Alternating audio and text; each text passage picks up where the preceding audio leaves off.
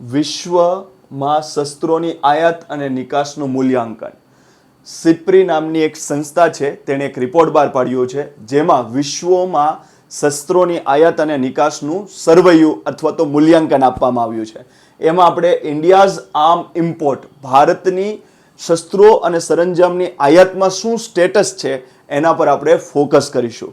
મિત્રો, અહીં આપણે પ્રિલિમનું જે કરંટ છે એકદમ એડવાન્સમાં આપણે લઈ લઈશું, જ્યારે વિડીયોનું જે એન્ડ પોર્શન હશે ત્યાં આપણે મેઇન્સના પરિપ્રેક્ષમાં આપણે એના પોઈન્ટ્સ જોઈશું કે મેઇન્સમાં કોઈ પણ જગ્યાએ પૂછાય તો આપણે સામેથી દોઢાચાર્ય થઈને ક્યાં ક્યાં એવા પોઈન્ટ્સ લખી શકીએ તો આપણે માર્ક્સ સારા મળે એના પર આપણે ફોકસ કરીશું.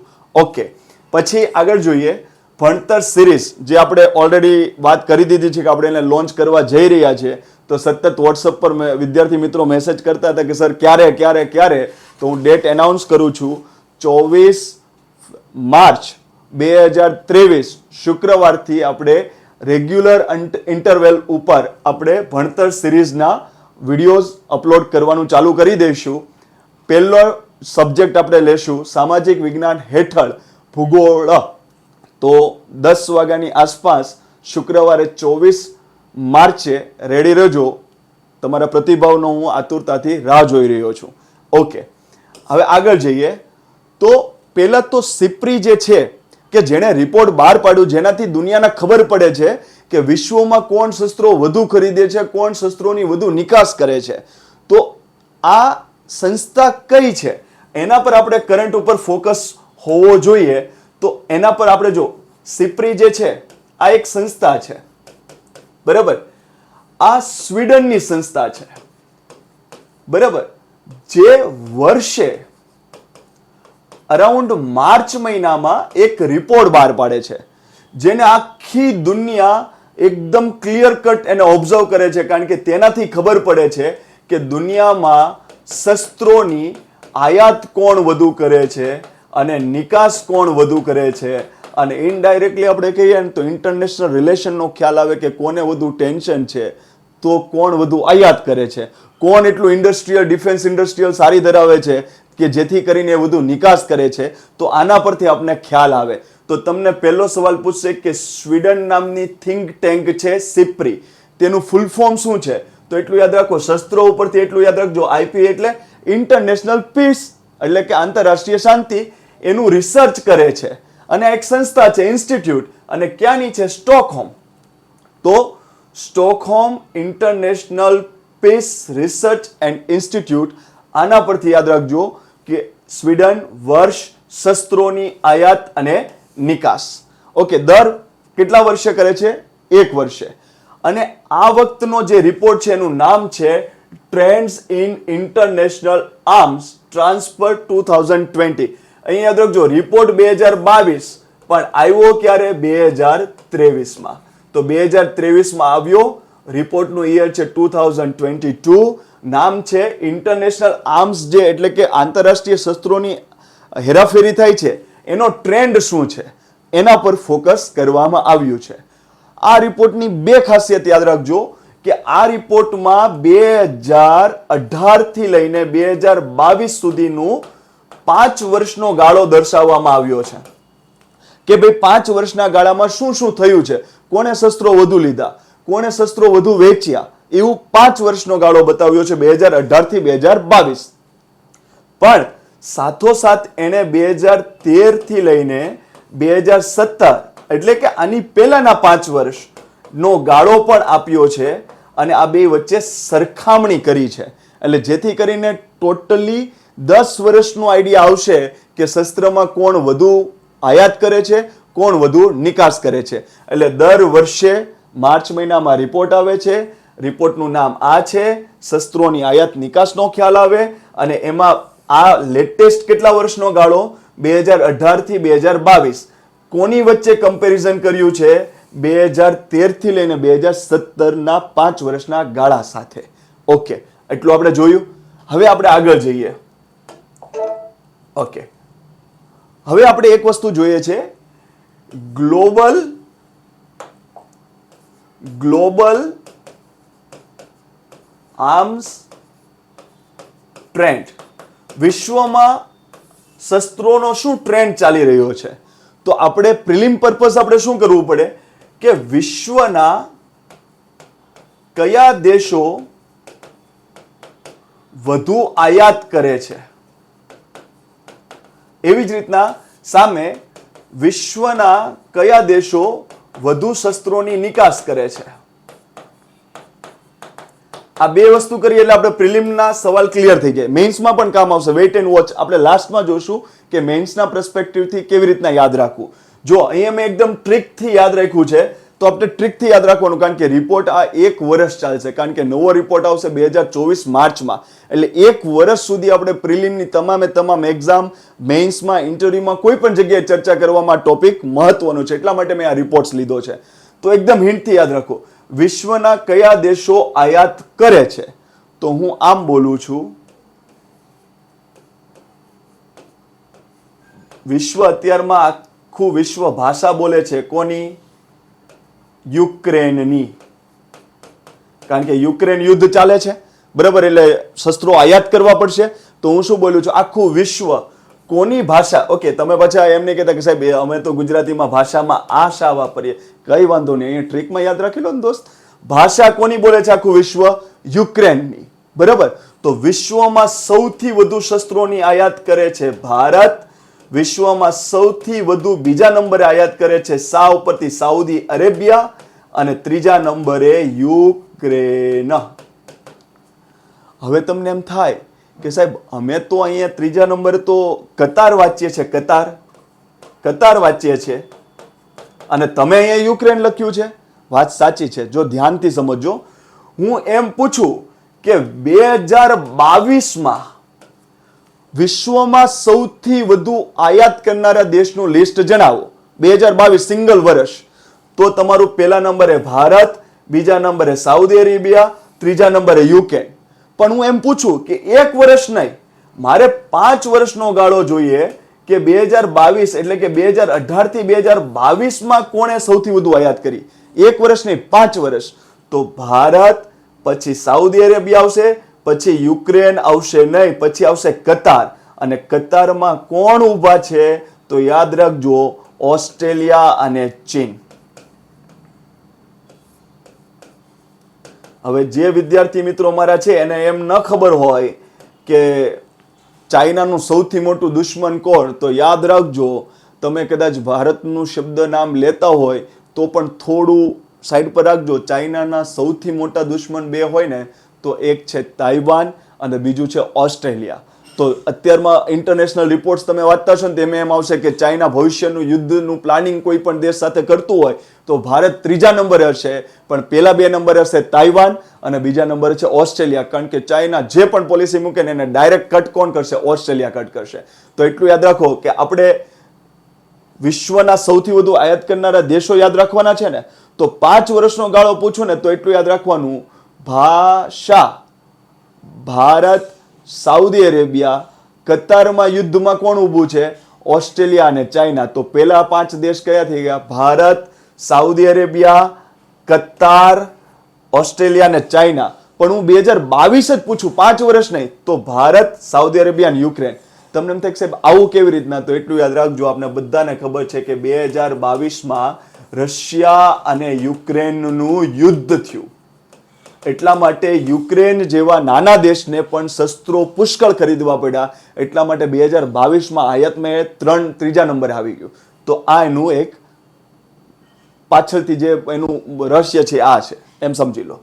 વિશ્વમાં સૌથી વધુ નિકાસ કરતા દેશો કયા? તો અહીંયા પણ એક વસ્તુ યાદ રાખજો, મેં શું હિન્ટ બનાવી છે. જો બધાને ખબર છે વિશ્વમાં 2 મહાસત્તા કેવું જોઈએ એકબીજાની સામે ફાઇટ કરતી હોય તો યુએસએ અને રશિયા. અને એ 2 વ્યક્તિ દુનિયાના બીજા દેશોને એગ્રેસિવ મોડમાં લાવતા છે. કેમ? કારણ કે બાંધો, લડો તો અમારા શસ્ત્રો વેચાય. આ કોમન પ્રિન્સિપલ છે આ બંને દેશનો. તો એટલું યાદ રાખજો. હું શું કહું છું? નિકાસ એટલે શસ્ત્રો કોણ બહાર વેચે છે? તો હું શું બોલું છું? યુએસએ અને રશિયા ફાવી ગયા. યુએસએ અને રશિયા ફાવી ગયા કે ભાઈ લડો એટલે અમારા શસ્ત્રો વેચાશે ને અમારી નિકાસ વધશે. યુએસએ રશિયા ફાવી ગયા કેમાં? જમવામાં. બસ ત્યારે આપણા જે 4 દેશો જોઈએ છે નિકાસમાં ટોપ નંબર ઉપર એ આપણી સામે છે. યુએસએ વિશ્વમાં સૌથી વધુ નિકાસ કરતો દેશ છે. રશિયા સેકન્ડ નંબરનો દેશ છે. અને ગયા ઉપરથી યાદ રાખજો, ફ્રાન્સ દુનિયાનો 3rd નંબરનો દેશ છે નિકાસમાં અને 4થા નંબરે છે જર્મની. તો એટલું યાદ રાખજો, યુએસએ સૌથી વધુ નિકાસ કરે, બીજા નંબરે કરે રશિયા, ત્રીજા નંબરે કરે ફ્રાન્સ અને 4થા નંબરે કરે જર્મની. એટલું પેલા ક્લિયર? ઓકે, હવે જો ઓકે, હવે આપણે આગળ જઈએ. અહીં હું એક સ્ટેટમેન્ટ લખું છું ને એના પરથી, કારણ કે ક્લાસ 3 હશે ને એમાં એકદમ સહેલો સવાલ પૂછી લેશે, કોણ પહેલા નંબરે, કોણ બીજા નંબરે. પણ ક્લાસ 1-2 હશે ને એના પ્રિલિમમાં સ્ટેટમેન્ટ વાળો સવાલ પૂછશે. એટલે સ્ટેટમેન્ટ વાળો સવાલ અહીંયા ધ્યાનથી જોજો. આપણે ગ્લોબલ આર્મ્સ ટ્રેન્ડના ટોપિક હેઠળ આપણે જોઈએ છે. એક સ્ટેટમેન્ટ આવું પૂછશે, ધ્યાન આપજો. વિશ્વમાં સૌથી વધુ નિકાસ કરે છે યુએસએ અને બીજા નંબરે છે રશિયા. વિશ્વ નિકાસમાં આપણે જોયું હતું કે 2 વર્ષના ગાળા આપ્યા છે, 2013 થી 2017 અને 2018 થી 2022 નો ગાળો. બરાબર? તો ધ્યાન આપજો. ઓકે, યુએસએ નો 2013-17 નો જે રિપોર્ટ હતો ને એમાં વિશ્વ નિકાસમાં એનો હિસ્સો હતો 33%. અને એકદમ ઈઝી રશિયા બોલે તો 22%. 11 દુ 22, 11 તેરી 33. તો યુએસએ નો હિસ્સો હતો 2013-17 ના રિપોર્ટમાં 33% અને રશિયાનો હિસ્સો હતો વિશ્વ નિકાસ શસ્ત્રોની એમાં 22%.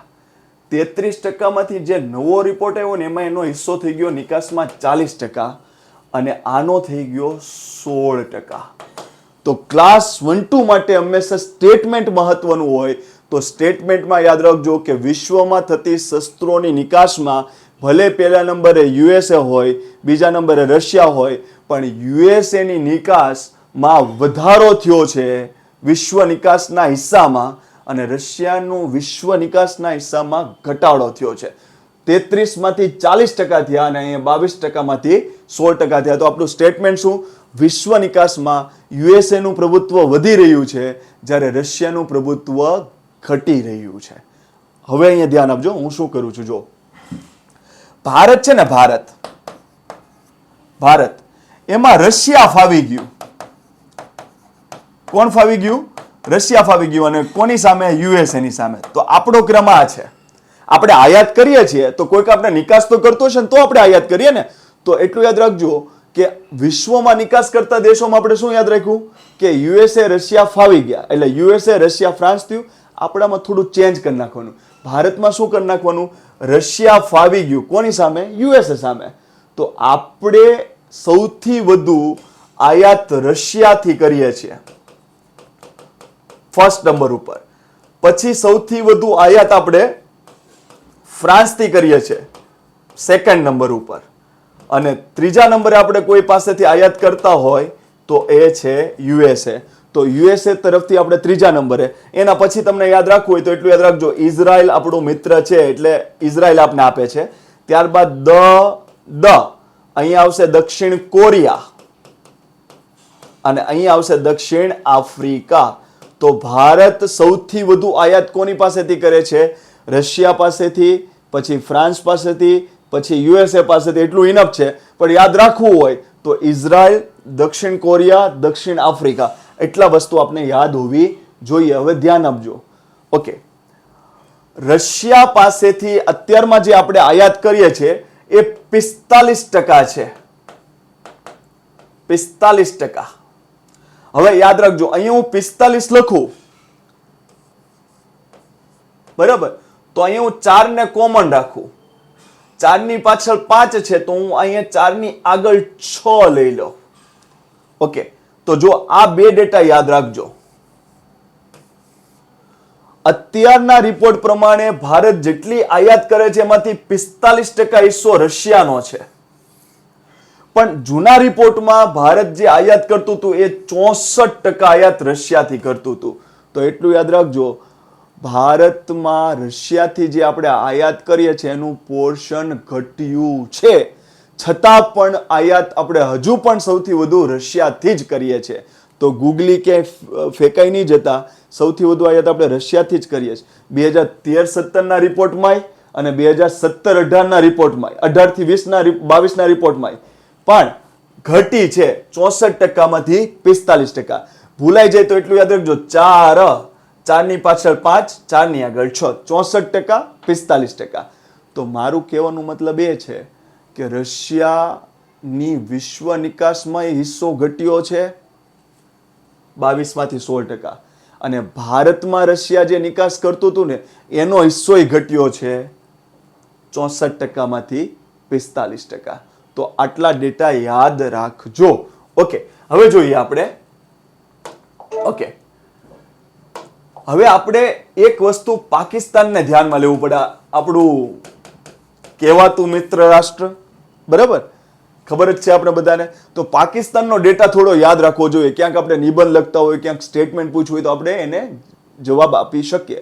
તો યાદ રાખજો, વિશ્વ નિકાસમાં વિશ્વમાંથી જે શું કહેવાય, પાકિસ્તાન જે આયાત કરે છે એમાં એનો 8મો નંબર છે. ભારતનો કેટલામો નંબર હતો? First rank.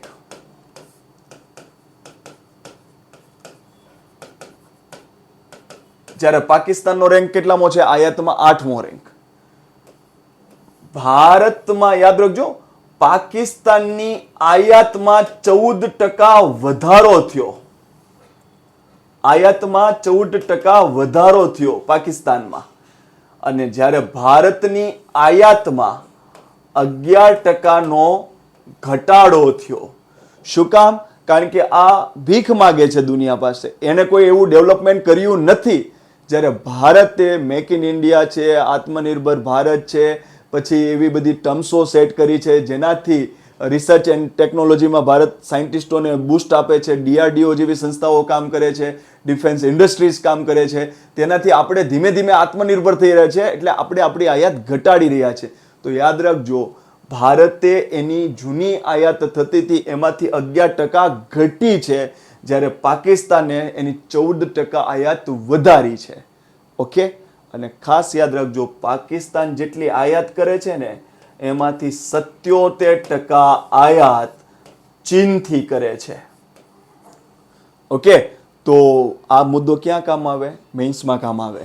કે આપણે ચીનનું કનેક્શન પાકિસ્તાન સાથે બતાવવું હોય તો આપણે બધા એમ કહેતા હોય કે ચાઇના પાકિસ્તાન ઇકોનોમિક કોરિડોરમાં મદદ કરે છે, બરાબર. પછી પાકિસ્તાન પોતાનો PKનો અમુક ભાગ ચાઇનાને આપી દીધો છે. આ બંને આપણા પર મીત માંડીને બેઠા છે કે ભારતની કંઈક બરબાદી થાય. તો આવું તો બધા લખશે, પણ તમે એક વસ્તુ એવી લખો કે સિપ્રી રિપોર્ટ અનુસાર પાકિસ્તાનની આયાતમાં 77% ચીન મદદરૂપ છે. એનો મતલબ એમ કે ચીન ઇનડાયરેક્ટલી પાકિસ્તાનને સ્ટ્રોંગ કરી રહ્યું છે કે ભારત સામે તમારે લડવું હોય તો લડો, અમે તમને શસ્ત્રો આપીશું. એ પછી તમારે જેટ પ્લેન જોતું હોય કે ગમે તે જોતું હોય, તો આપણે એ મુદ્દો ફોકસ કરીશું. તો આટલી વસ્તુ આપણે પાકિસ્તાન અને ભારત વચ્ચે ખબર હોવી જોઈએ. અને એક પોઈન્ટ એ યાદ રાખજો કે મ્યાનમાર જે આયાત કરે છે ને એમાં 3જા નંબરનું સ્થાન ભારતનું છે. એટલે આ આપણે મેઇન્સમાં આપણે ક્યાં મુદ્દો લખીએ કે મ્યાનમાર જેવા દેશો અને દક્ષિણ પૂર્વ એશિયા જેવા દેશો આપણે ત્યાંથી શસ્ત્રો સરસ ખરીદવા મળ્યા છે. વિયેતનામ હોય, મ્યાનમાર હોય, તો આપણે આવો ડેટા લખી શકીએ કે સિપ્રીના રિપોર્ટ 2022 અનુસાર મ્યાનમાર પોતાના દેશમાં થતી આયાતમાં 3જા નંબરનું સ્થાન ભારતને આપ્યું છે. તો આપણે મેઇન્સમાં પણ એનો સારો એવો પોઈન્ટ આપણે મળી શકે. અહીંયા સુધી ક્લિયર? ઓકે, હવે આપણે આગળ જઈએ. હવે આવશે આપણો ભારતનો ટ્રેન્ડ. તો જો અહીંયા એકદમ ધ્યાનથી આપણે જોઈ લઈએ કે આપણે આમાં શું શું કરવાનું છે. ભારતની આયાત, શસ્ત્રોની આયાતમાં ભારતનું સ્થાન. તો આપણે એક વસ્તુ યાદ રાખવાનું, આટલા ડેટા યાદ રાખવાના: 1, 11, 11, 11, 1, 11, 11, 11. સાંભળજો, વિશ્વમાં સૌથી વધુ શસ્ત્રોની આયાત કોણ કરે છે? ભારત. એટલે ફર્સ્ટ રેન્ક ભારતનો છે, 11%. વિશ્વ આયાતમાં ભારતનો હિસ્સો 11%. તો વિશ્વમાં જેટલી ધારો કે 100 શસ્ત્રો ખરીદતા હશે તો 11 આપણા હશે. તો વિશ્વમાં જે પણ શસ્ત્રોની આયાત થાય છે એમાં 11% હિસ્સો ભારતનો છે. બીજું 11%. ઓકે. વિશ્વમાં સૌથી વધુ નિકાસ કોણ કરે છે? યુએસએ.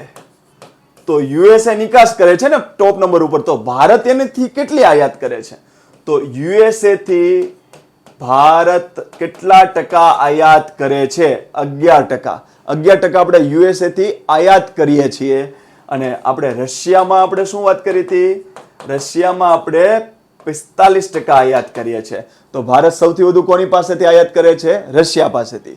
અને બીજા નંબરે યુએસએ પાસેથી. તો યુએસએ ની ટકાવારી આપણે આવડવી જોઈએ 11%. ત્રીજું 11. ઓકે. ભારતે પોતાની આયાત 11% ઘટાડી છે. એટલે શું? 2013-17 નો ગાળો જે હતો 5 વર્ષનો, પછી 2018-22 નો જે ગાળો આવ્યો એમાં આપણે આયાત 11% ઘટાડી છે. ઓકે, 11% આયાત ઘટાડી છે એટલું આપણે યાદ રહી ગયું. હવે અહીંયા ધ્યાનથી આપજો કે આયાત ઘટી છતાં પણ આપણે પહેલા નંબરે શું છે? હું એમ કહું કે મારી પાસે 50 રૂપિયા હતા અને તમારી પાસે 30 રૂપિયા છે, બરાબર. હવે મારે 10 રૂપિયા મારી પાસેથી ઘટ્યા એટલે મારે 40 રૂપિયા થઈ ગયા. તો હું તમારાથી તો આગળ જ છું, બરાબર. તો એમ આવી છે કે આપણે આયાતમાં ટોપ નંબર ઉપર છીએ. ક્યાંથી? આપણે વિશ્વમાં 1993 થી આપણે દુનિયામાં સૌથી વધુ શસ્ત્રોની આયાત કરનારા દેશ છીએ. તો યાદ રાખજો. પણ ક્રમશઃ આપણી આયાતની જે ટકાવારી છે ને ઘટી રહી છે. લાસ્ટ રિપોર્ટમાં કેટલી ઘટી? 11%. તો આપણે એટલી વસ્તુ યાદ રહેવી જોઈએ કે ભારતમાં 1, 11, 11, 11 આ ડેટા યાદ રાખી લો એટલે બધું ક્લિયર. પહેલા નંબરે આયાત કરનારો વિશ્વનો દેશ. વિશ્વમાં કેટલા ટકા હિસ્સો? 11% આયાતમાં હિસ્સો. 11% આપણે યુએસએ થી આયાત, આપણી ટોટલ આયાતમાં 11% હિસ્સો યુએસએ નો છે. અને 11% આપણે જૂની આયાત જે કરતા હતા ને એના કરતા ઘટાડી છે. ઓકે, એટલું ક્લિયર? ઓકે, હવે આપણે આગળ જોઈએ. ઓકે, હવે અહીંયા શું કરું છું સાંભળજો. વિશ્વમાં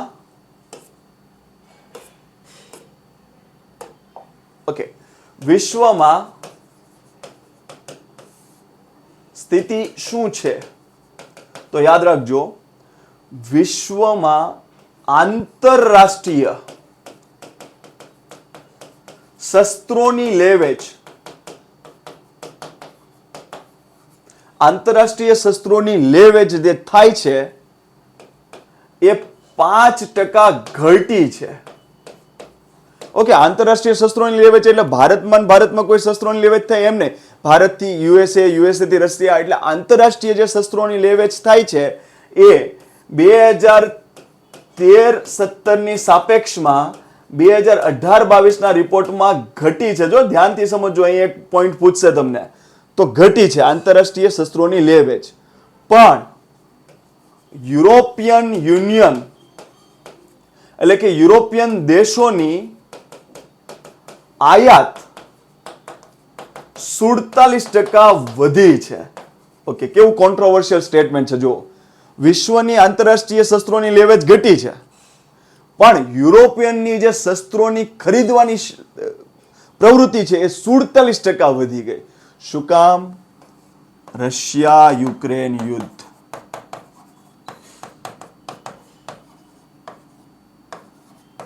એનાથી યુરોપિયનના જે દેશો છે એ ઇન્સિક્યુરિટી ફીલ કરવા માંડ્યા અને જે મોટા મોટા શસ્ત્રો હોય એ લોકો ખરીદવા લાગ્યા છે. તો ખાસ યાદ રાખજો, આટલી વસ્તુઓ આપણે જોવાની છે. મેઇન્સમાં આપણે શું જોઈ શકીએ? જો હું કરંટ અફેર્સના હેડિંગ જ એવી રીતના રાખું છું કે પ્રિલિમ અને મેઇન્સ, કારણ કે કરંટ અફેર્સ જેટલું સરસ મજબૂતાઈથી તૈયાર કરશો તે બધી એક્ઝામમાં તમને પાસ કરવામાં મદદરૂપ બનશે. મેઇન્સમાં દોઢાચાર્ય થવાનું હોય.